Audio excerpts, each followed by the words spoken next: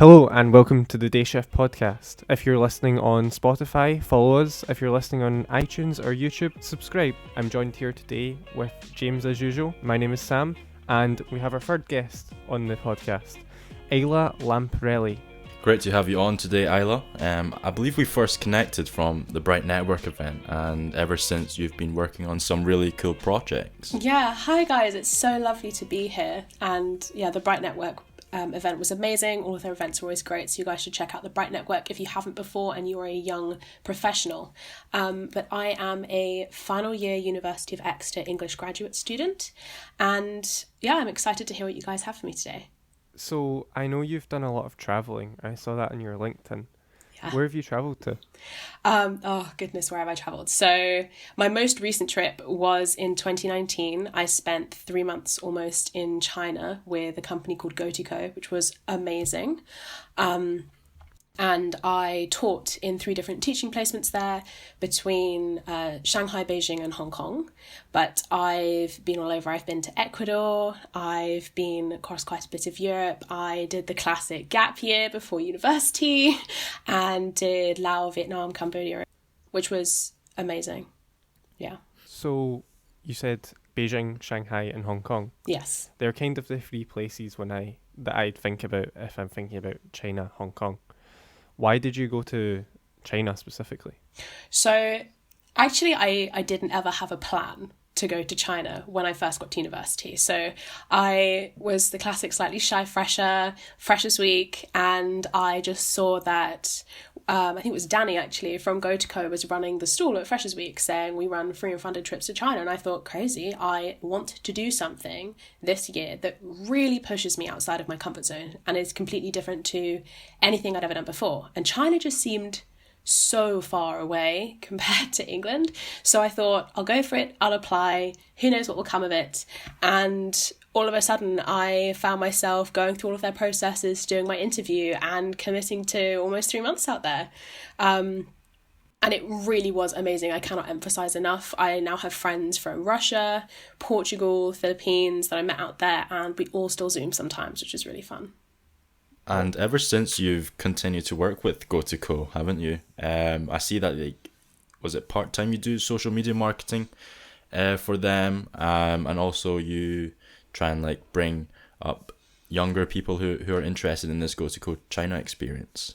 Yes, so I loved it so much that when I came back, I asked if I could get involved in being an ambassador at my university, and it led to me meeting so many more people and being able to really encourage people to go over there and gain both the professional skills, because you gain your TEFL qualification and, things like your leadership skills, your teamwork skills, but the adventure aspect is something that's so hard to find in an internship, and that's so hard to find that is affordable, because their programs are funded. You only have to pay for your visa and your flights, and even your flights you can earn with their ambassador program.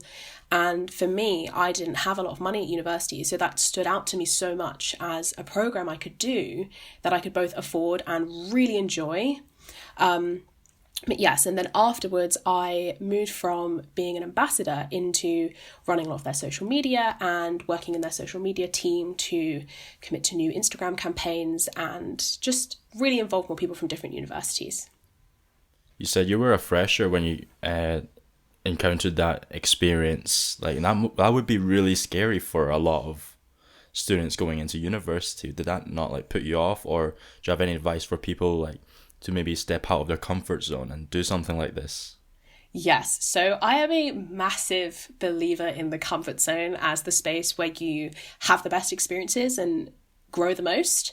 And I know it's scary, but every year I write myself one goal to step outside my comfort zone. Normally it's quite a generic goal. That year it was, I want to do something I never would have felt I could have done before going to uni. I want to separate before university and starting university with a big goal. And going to China really seemed like that level of massive, why would I go all the way across the world without knowing anyone, flying out by myself? And it really, really changed my perspective when I came back to second year of university, and everything in comparison, you know, you have a bad day and you're thinking, I can handle this. I flew out to the other side of the world by myself, and, you know, I led massive teaching groups by myself. I reorganized the timetable out there by myself. Like, I can do whatever. And it really is one of these things where it seems like there's certain types of people, and I hear that a lot, like, oh, I'm not the kind of person that can do that. I'm just not a confident person. But confidence is not a personality trait. It's a skill. And it's one that you can develop. And the only way you can develop it is by pushing yourself to do things that you don't already feel confident in. And so I just knew that that was the way to get started for me. So previously you said about Beijing, Shanghai and Hong Kong. How come you got to go to all three? Oh, okay. So although whenever you apply to go to China with Gotoco, they have so many different programs. You can go to rural areas, cities, you can put that all on your application. Because I chose a very long period of time, I made myself available for that period of time.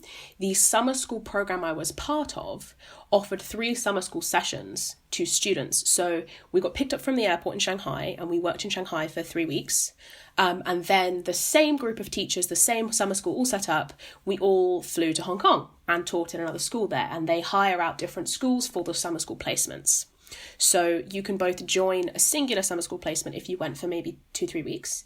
But because I was going for a long time, I managed to do all of them and get to do, you know, cover as many opportunities, eat as much hot pot as possible. It was great. What was your favourite, would you say? And which one was the most culturally shocking to you? Which area?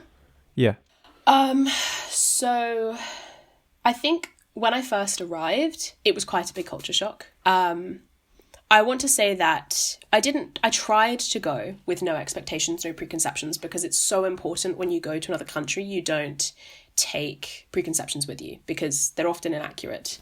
But it really blew me away how modern everything was, how much access I had to everything, how helpful people were, and how amazing the food was. So just arriving, I think, in Shanghai originally was crazy. The nightclubbing there is big. If you're a partier, Shanghai is a lot of fun. But Hong Kong was definitely quite a different experience because the time I was going, obviously there was quite a bit of political unrest and there were the riots and the protests. So that was a whole other element to kind of be there. There was a slight undercurrent of feeling around, you know, how can I go out to this area, because at one point we were in Central, near the sort of key part, and, you know, there were protests going on and you're kind of a little bit aware if I feel like I can't go to that area and I need to keep myself safe, but it's also exciting to witness and to kind of be able to share that story and be part of something that's really, really important. And I have a lot of friends at university from Hong Kong, so it was really exciting being able to try and meet with them and get the trains around and see their home through their eyes as well as them seeing their home through my eyes. So that was really, really special. Did you come back and then your friends from Hong Kong started seeing you like eat some of like their cultural food and they're like, what's going on here? Yeah, I have to say I miss the hot pot so much, and the milk tea is just a whole nother level. You cannot compare milk tea that you can get here to the milk tea you get in China and Hong Kong. It's just completely different. And also the milk tea you get in China tastes very different to the ones that you get in Hong Kong, and it's all delicious. So it's not so much that I get to eat great Chinese food here, but I will be basically mourning the lack of hot pot and the lack of food that are from my friends' cultures with them, you know, while we're here. Did you end up learning the language? Because, so I'm planning on going to China or Hong Kong. I've applied to a university in Beijing and Hong Kong for my semester abroad. That's so cool. And I'm really excited, but I'm a wee bit concerned about the language barrier. So I want to learn it, but I know I'll get on well there, but I feel like I'd experience more if there was no language barrier. How did you find that? So, full honesty here, I did not speak Mandarin or Cantonese when I left. I promised myself, as I'm sure we all have before we've planned a holiday, that I will be ready. You know, I'll have all the questions prepared. I'll have my vocab book there on the plane. Did I do that? No. By the end of the trip, because I was out there for such a long time and working all day, every day, pretty much. Not necessarily working, but just surrounded by my colleagues who are largely Chinese and children who were talking all the time in Mandarin. I would be able to answer questions with English in Mandarin that I got asked because I'd get used to recognizing the question. So I'd have all my students asking me things like, what class is next? Or what time is it? Or when's lunch? And I'd automatically answer and then realize that I'd sort of subconsciously understood the question without ever needing to listen fully to the question, which is a very interesting way of looking at it. I did learn, a few words. I will not ruin it for you by trying to attempt them now and here. But I did learn a few words, and I have so much respect for anyone learning Cantonese or Mandarin. I decided to learn Korean in my second year of university because it was so much easier. And I have lots of Korean friends at university too, but writing Chinese characters is hard. It is so hard. So yeah, I would recommend that you give it a go. I think it's so important to give it a go when you're going to a new country and experience new culture. It's a massive form of respect, and people love it when you can say anything to them in their language. They really appreciate it. But it's not essential for the Gotoco programs. You're always supported the whole way with a mixture of teachers and staff who speak both languages. Did you feel like you got thrown into the deep end when you were managing these classes? A little bit. I'll preface this by saying I'm a very outgoing, let's just do this kind of person. I don't think you need to be that way. I think you can be a little bit shy and work your way up. You had so much support in terms of other teachers, and our team was just lovely. Everyone was so much fun and so happy to give you like positive feedback and advice and really celebrate with you when things went well.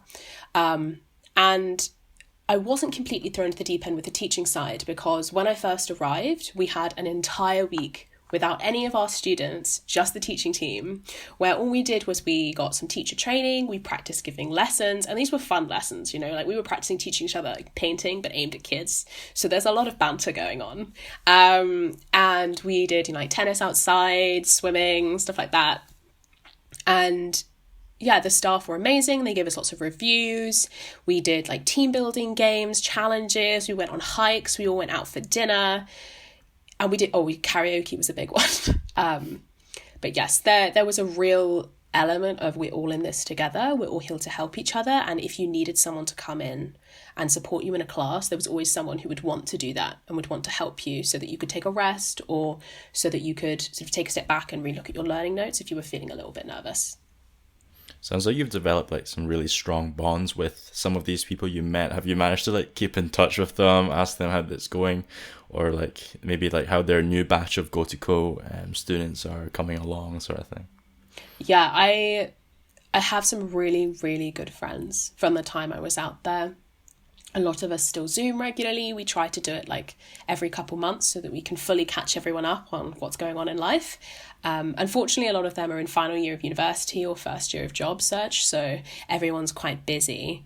But there's a certain element where you are always going to be connected to someone who you've helped like wipe paint off and like, kids' questionable makeup that they did for you while being, slightly stressed and in another country that you've never been in before. It just bonds you in a way that I think a lot of other experiences don't. And they always understand that. And it gives you so many great memories to come back to. But a lot of them are actually doing university placements and stuff in China in terms of masters and PhDs. So I'm hoping I'll be able to go back and see some of them over the next few years. Do you have plans to go back with Gotoco or on your own? So last year I was, classic pandemic, summer hit us all. I was supposed to do some marketing for Gotoco out there, so go and get to travel around different school placements, meet a lot of other Gotocoers and help coordinate some of the programs in Yangshuo, which is where you get your free 5-day holiday where you just go rock climbing and kayaking and whatever you want to do and eat nice food and go out with everyone at the end of your teaching placement. But unfortunately, we're stuck at home, the pandemic. So I would love to go this summer. I obviously have a strong connection and absolutely love working with the Gotoco Central team because I work with their marketing. But it really depends for me on my graduation and my workload, because I have some work that's been moved from my first term of my final year to summer because I was unwell. So I just have to kind of allow time to prioritize my health and make sure I'm fitting everything around. But 100% I would love to go back. And I have so many friends now from university that live out there that I'm sure I'll go back within the next few years. Did you have any like strange encounters abroad during your time with Gotoco? Were there times like, I'm sure like most nights, or if or not all nights, you were with your friends or with the staff there as well, but being the culture changed, was there any like strange things that happened that you maybe want to advise people on? Any strange things that happened? Let me think. There's a couple of strange things that happened that I think were more other teaching teams that I just bumped into out there, less local strange things. There's quite a lot of unusual food options that I think a lot of people aren't quite ready for. There's a lot of squid. I got served squid quite a few times that was still moving. And I will eat anything, okay? I'm not shy when it comes to food. I'm not a picky eater, but that was a little disconcerting when you get served it and it's still like, hi, hello, I'm still here. So that was slightly odd. I do remember one night that another teaching team sort of came through where we were staying, just for a night or two while they were transferring to another placement. And they bought from a local vendor like a massive urn of what they thought was just wine, but it was kind of like a cooking liquor, disgusting to taste. And they were really trying to commit to drinking this, and it was very questionable, very odd. And then they had to try and sneak down through all the different layers of the accommodation because it was maybe like 7 floors, and you had a lot of the teaching staff on the higher floors, but then some of the teaching staff, especially the Chinese teaching staff, on the bottom floor. So the children are middle, so they're safe whether they go up, down, wherever they go during the night. And they really had to like zigzag down all the stairs and try and catch the lifts at times to not catch, kids or other teachers. So that was interesting. I was not brave enough to try that wine. It looked very questionable, but they had a great time. Previously, you said that you're learning Korean. Yes. Have you ever been to Korea, South Korea, I assume, or do you plan on going? Oh, if only. I would love to go to Seoul. It is on the bucket list big time. I had hoped again to kind of fit it in to last summer before going to China. I hoped to stop off in South Korea on the way for a month or two with some friends. But yes, I haven't been yet. Absolutely would love to go. I love the food. If anyone's looking for a good YouTube channel to follow about Korea, I love Yoguk Namja, which is like Korean Englishman, and Jolly, and they just make lots of videos about sort of combining British and Korean culture. So it's quite a good entry point for anyone who's a little bit interested. But they're very much focused on more of the food side of things and the cultural side of things, because a lot of them are in cross-cultural relationships. And so I think, one of the main hosts, his wife is from Korea and he's from England. How are you learning it? Is it part of your course, or is that Duolingo on the side sort of thing? Duolingo on the side. We've all done Duolingo on the side. It never ends well, does it? We have high hopes for it, and then it always doesn't quite last. No, I took a second year module on Korean as part of my university course, and it went quite well. It was quite fun. It was a very small class. I don't think it's a very popular course here, just because a lot of people, I think, are used to taking more of a European language, especially if you've done it at school, because I've never heard of a high school or a GCSE level offering Korean in the UK, which would be really cool, because I wish I'd learned it earlier. But yes, I took it as part of my uni course. I watched a video of this guy who went to North Korea. Would you ever consider going? Personally, I don't think so.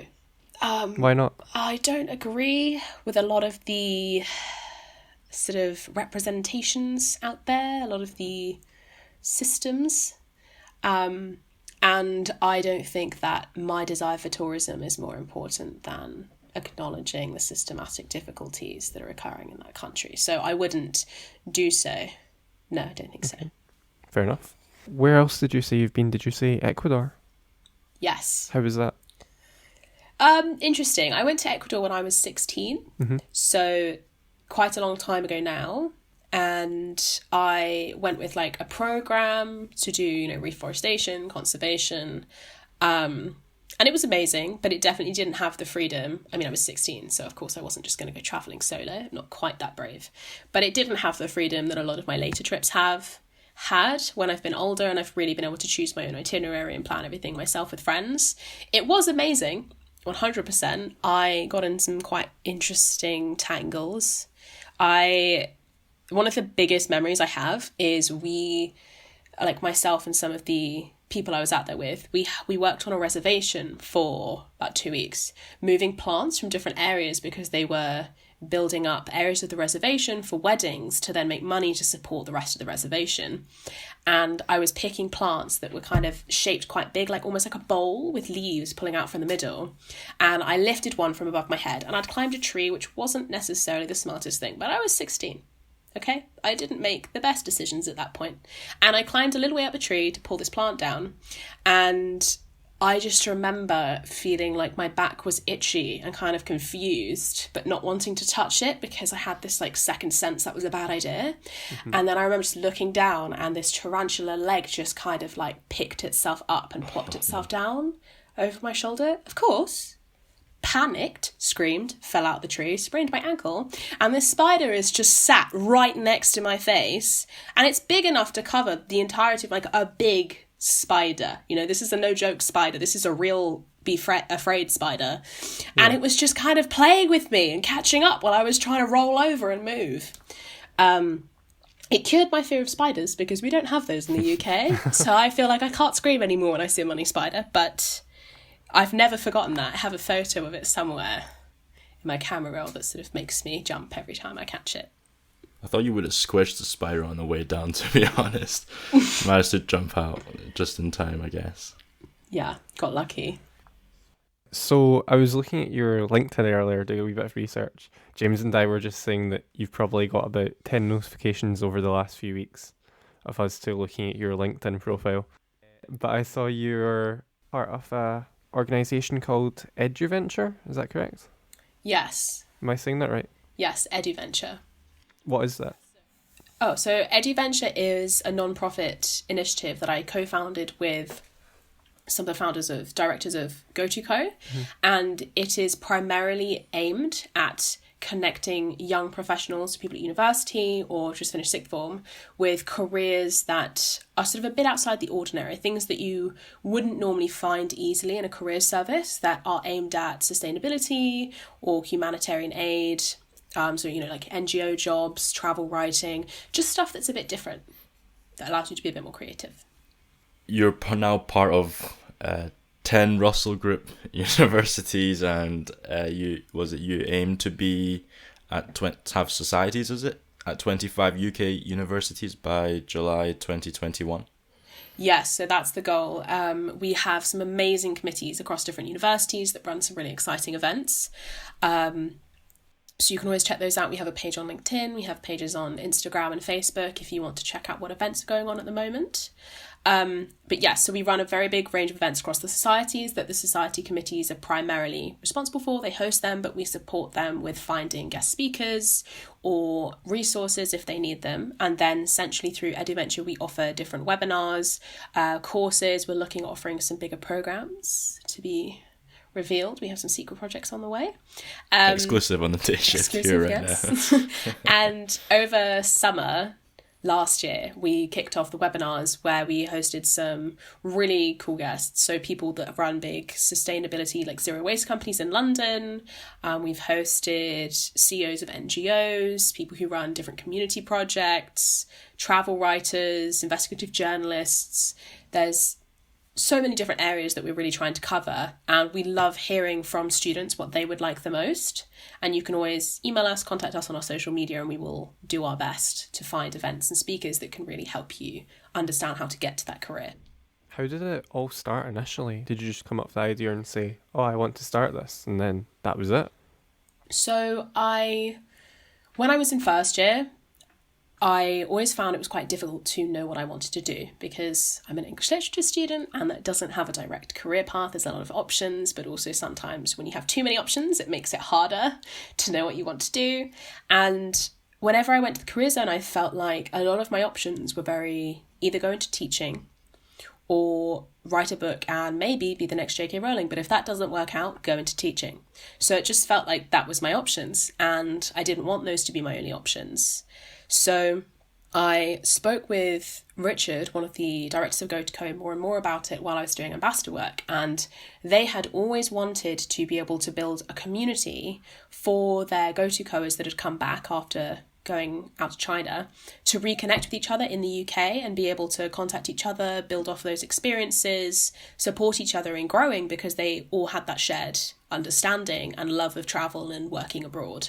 So we kind of collated those ideas and decided that we really wanted to fill a gap for students who didn't want to do the typical corporate route and who wanted to maybe be able to go abroad and teach and have all these different experiences that make you just kind of feed that inner creativity and that love for trying new things. And yeah, we played around with the name. A lot of people really liked EduVenture because we wanted that aspect of both education and adventure to be part of it, and it just kept rolling from there. I think it works well. That's a good name. Yeah, thank you. But let's say I'm a student and I like what EduVenture is about. How would I get started? What would the process be? How would you guys help me in this? So if you are a student at one of our universities that already have a society, you can get involved. You can contact that society straight up. You can get involved with them. They will love to have your input. All of our societies are very inclusive, very open to new ideas, and are really member first. So you can do it that way. You can also, message me on LinkedIn if you'd like to. You can message the EduVenture pages on any of our social media, and we are looking to include a lot more roles when it comes to getting students involved in different aspects like the marketing and, event design, event planning. So I always love to get messages from people who really feel that resonates with them and would love to connect with us, be it through their own event, their own society event, they want to start a society at their university. We can support you in all of those aspects. So really, it's just reach out and we'll see what we can do for you. You seem to be having a lot of projects going on at the moment. And you said you're in your final year at university. I'm only in second year and I've got quite a few projects, and time management is something which I feel like I'm starting to really prioritise. How do you manage your time with all these projects? Oh, good question. Well, I'm a big fan of the Pomodoro method. It's a classic uni one, and time blocking. And I set a lot of timers on my phone. So if something is going to take me half an hour, I will aim to get it done in 10 minutes. And then anything over that is, editing, refining time. Because it's so easy to waste time being a perfectionist. And the reality is you need to start now. One of the biggest entrepreneurial things that some of the Gotoco founders were talking about is when you launch a new project, a new website, if you're not a little bit unsure about it, a little bit embarrassed, just because it's not completely perfect yet, because nothing will ever be perfect, you've waited too long to launch it, because you have to just get stuck in as soon as possible. You learn by doing, not by considering how to do something. So I'm just trying to get as much done in every day. I try to separate my week by areas. So I try to prioritize like university work, maybe on a Monday and a Tuesday, and then marketing work on a Wednesday, and then other project work on a Thursday, and so on. So I do try to block both my time in terms of topics, areas between within my university work, and then also I try to separate by day, by sort of like the life area I'm trying to tackle. See, I try and plan my day by putting in like time slots in my notes on my phone. Is that something similar to what you do? I'm always a little remiss to put in time blocks that are completely cemented in my timetable, simply because I think that then if I break those, sometimes I feel a bit guilty or a little bit stressed that I'm behind. And it's important to remember that if you needed to take an extra hour that morning for yourself or for your mental health or for something, your timetable's just changed, that's okay. It's okay to adjust. So I like to create lists of things that I need to do, then break them down by topic and then by day. And then I put a time prediction of how long I think it's going to take me. And I allocate enough time to do that plus breaks. So I give myself rough. So I normally do morning and afternoon. So let's say I have to do 2 lectures, this amazing podcast with you guys, and a marketing strategy call for a company, I will aim to do all of those in the morning. The strategy call will be a set time, the podcast will be a set time, but I know that I can then slot those lectures, because they're pre-recorded, wherever fits best. Nice. Just to something you said there, you said a marketing strategy call for a company. So do you do freelance work for other companies? Yes, I do. Oh, okay. Yes, I do. I am currently doing some content planning. Well, I'm doing their marketing plan for a new app that's coming out. I won't say too much because, again, it's on the down low thus far, but I'm marketing for a new health app, which is really exciting. It's a really cool, I think there's a good gap in the market there, so I'm excited to see where that goes. And yes, I do freelance marketing, especially social media marketing, largely for service providers. So people that offer things like systems, freelancing, or copywriters, or online coaches, online service businesses. I tend to help them with their marketing and their personal placement in terms of their strategies and their service offerings on platforms like Facebook, Instagram. Yeah. How do they come across you, or do you contact them?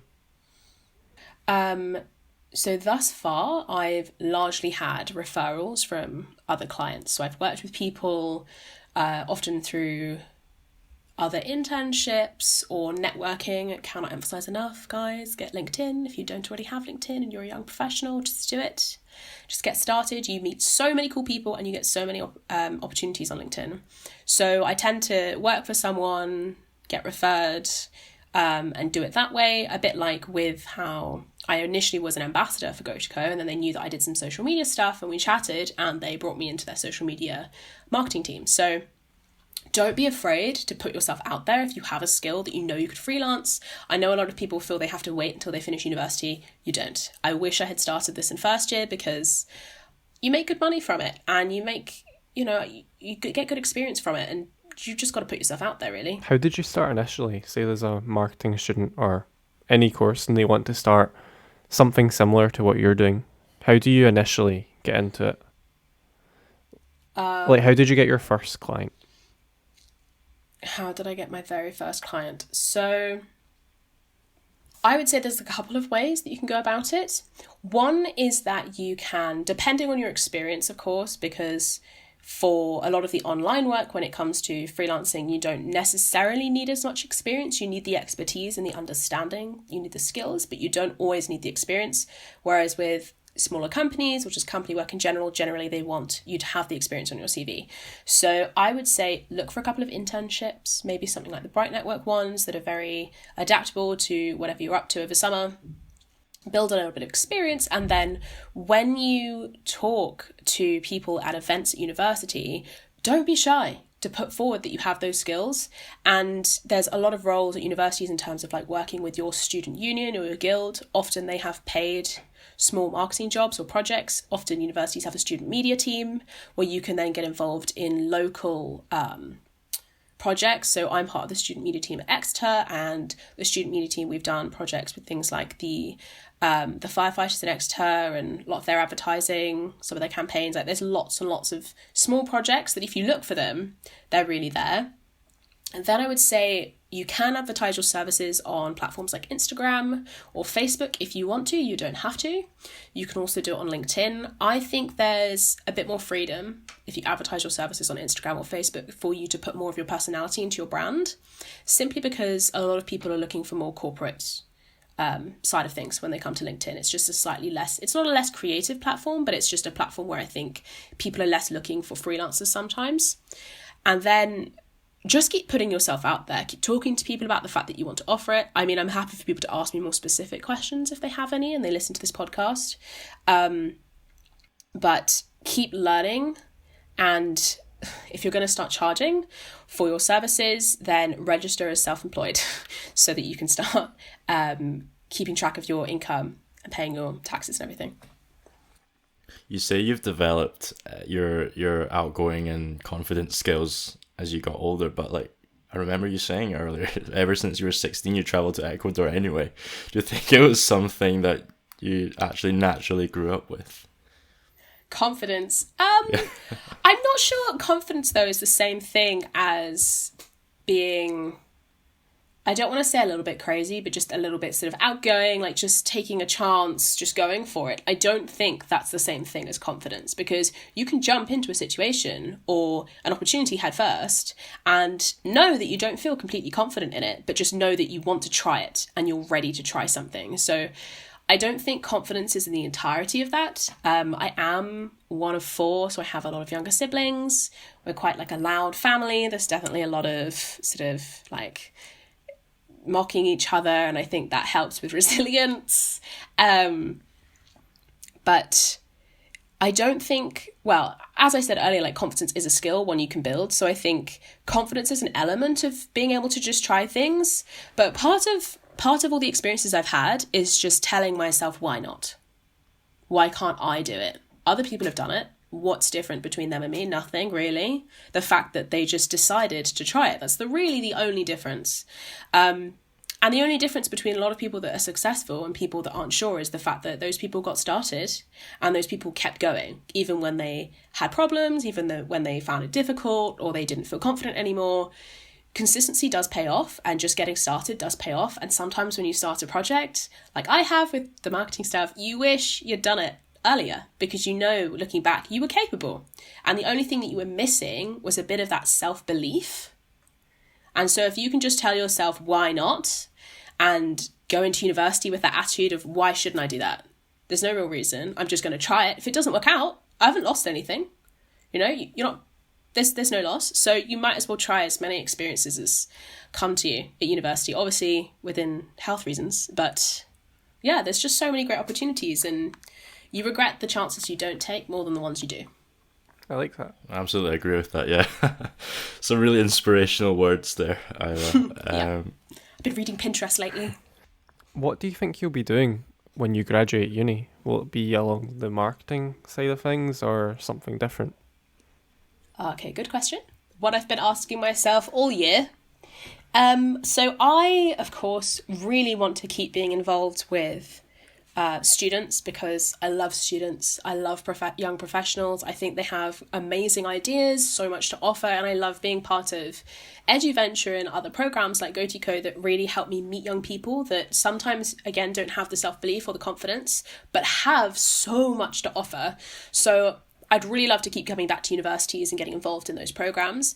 But I also want to, I think, go into more of the copywriting side of things, because I love marketing and I love bringing someone's vision to life or a brand's voice to life, but I have an English degree and I love to write. So I'm looking at that on the more corporate side of things that sort of lands in the middle but allows for a bit of creativity. And then I 100% will keep doing some freelance marketing, because I get to work with such cool people and, you know, it pays very well. So I can slowly build up my nest egg of savings and hopefully travel some more. And just, yeah, increase my freedoms. Marketing's so interesting. I take it at university, and I've got more and more into it this year because on LinkedIn I don't know if you know Carrie Rose from Rise at 7. No, I don't think so. No? She has the Pretty Little Thing contract. It's one of the fastest growing digital marketing firms in the UK. But marketing just seems so exciting. I like how creative you can be with it. So we kind of covered this with the strangest encounter abroad. But what was the most dangerous thing you experienced? Would you say that was a tarantula? Yes. Yeah, I mean, the tarantula definitely wasn't the safest one. When I was in Ecuador also, which it's kind of the kind of thing that you don't worry about at the time, but you look back and think, we got given pickaxes, like full-size Snow White and the Dwarves pickaxes, like big pickaxes, right? And they were blunt, and we were using them to break up really rocky soil to plant new trees.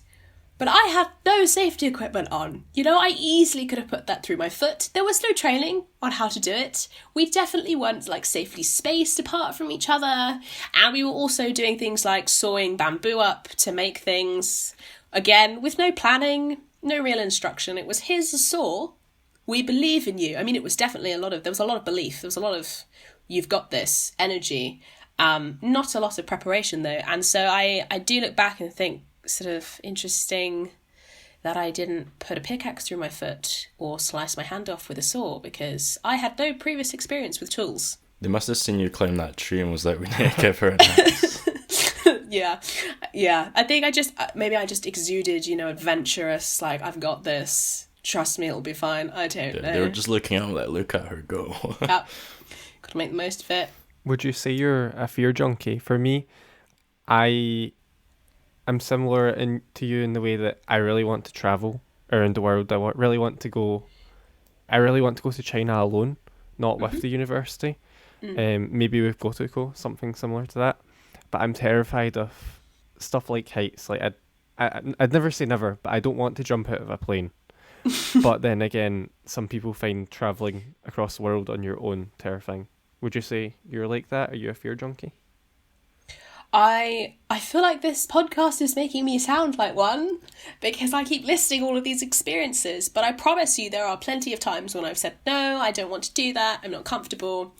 I think the most important element is to remind yourself that you are most afraid of what you don't know and you don't understand. It's how we're wired as humans. So when you don't know what to expect from an experience abroad in a country you've never been to, there's nothing necessarily specific about that country that's scaring you. Normally, it's just that you are scared of the fact that you don't know what to expect. So you don't have any concretes, like, I know when I get there it will be like this. You're, maybe scared that you don't know what the food's going to be like, or, you don't know if you're going to get on with people. So ways to counter that are to do your research, to believe more in yourself, and to know how to set boundaries. To have escape routes. So I'm not comfortable with that. I'm going to be confident in telling someone I don't want to do that. So like when I went traveling on my gap year, it was so important to me that before I went traveling with a group of friends from school, I knew that I could say no. So I could say, no, I don't want to drink that. Or I don't want to take that pill if people were going to take drugs. Or I don't want to get on the back of that motorbike. I'm not comfortable with it. And as long as you know where your boundaries are and you're able to say no and find alternatives to them, there's really a lot less limitations and a lot less fear in doing things because you know that you will always be able to find a solution that you are comfortable with and that makes you feel safe and you enjoy your trip. So that's the most important thing. Do your research and be confident telling people no and doing what you want on your trip because it makes all the difference, and it's the difference between enjoying your trip and spending the whole time a bit stressed because you decided to get on the back of someone's motorbike you can't drive. Is that an example from experience or...? Kind of. I mean, when I went out to Thailand on my gap year, a classic gap year, I know, I didn't feel comfortable getting on the back of some of the boys I was with's bikes because they were a lot more confident than me in driving, but they were confident in a way that I felt was not necessarily the safest. So rather than being a confident driver, they were just confident they'd be fine. So, I set boundaries like I'm going to get my own motorbike, but it's going to be semi-automatic. I'm only going to drive at this speed. I'm only going to drive on small roads. When we get to main cities, I'm going to take buses or I'm going to take trains or I'm going to get, a Tuk Tuk or something. And I'm always going to wear a helmet. And, I'm not going to just set the boundaries that you feel comfortable with. And the fact that I was able to do that meant that I enjoyed the trip so much more.